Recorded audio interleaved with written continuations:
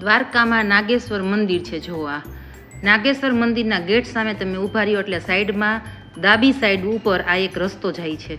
એ રસ્તા ઉપર જ આવે છે મોમાઈ બીચ. મોમાઈ માતાજીનું મંદિરવાળો રસ્તો છે. સીધા જાશો ને સીધું હાલ્યું જ જવાનું છે એ રસ્તા ઉપર. ત્યાં એક આટલો મસ્ત ખૂબસૂરત રસ્તો આવે છે, સાઈડમાં દરિયો અને વચ્ચે આ રસ્તો જાય છે. અને આગળ જતાં તમને મોમાઈ મંદિર દેખાશે. છેલ્લે 15-20 કિલોમીટર જ છે, બહુ ઝાઝું નથી, પણ એટલી સુંદર જગ્યા છે અને શાંત વાતાવરણ છે. બહુ મજા આવશે તમને. એકવાર જરૂર તમે મુલાકાત લેજો. અને હા, ત્યાં જઈને તમે જરૂરથી ધ્યાન રાખજો કે કચરો જ્યાં ત્યાં ના નાખતા. કચરો જે કાંઈ તમે સાથે નાસ્તો કે પાણી કાંઈ લઈ ગયા હોય તે બધું રિટર્ન પાછું પોતાની સાથે ઘરે જ લઈ આવવું, અથવા ક્યાંક રસ્તામાં ક્યાંક ડસ્ટબિન હોય તેમાં નાખવું. તો જુઓ, આ છે મોમાઈ મંદિર. મોમાઈ મંદિરની સાઈડમાં એક દરિયો વ્યૂ છે, એક ટાપુ છે નાનો એવો.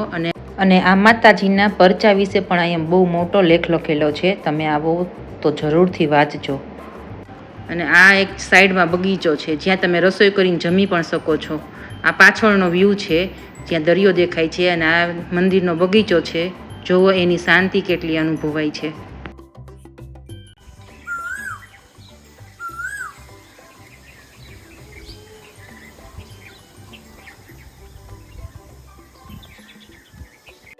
ખાસ કરીને શિયાળામાં આવજો. અહીંયા શિયાળામાં બહુ મજા આવશે અને સનસેટ ટાઈમે તો બહુ જ મજા આવશે.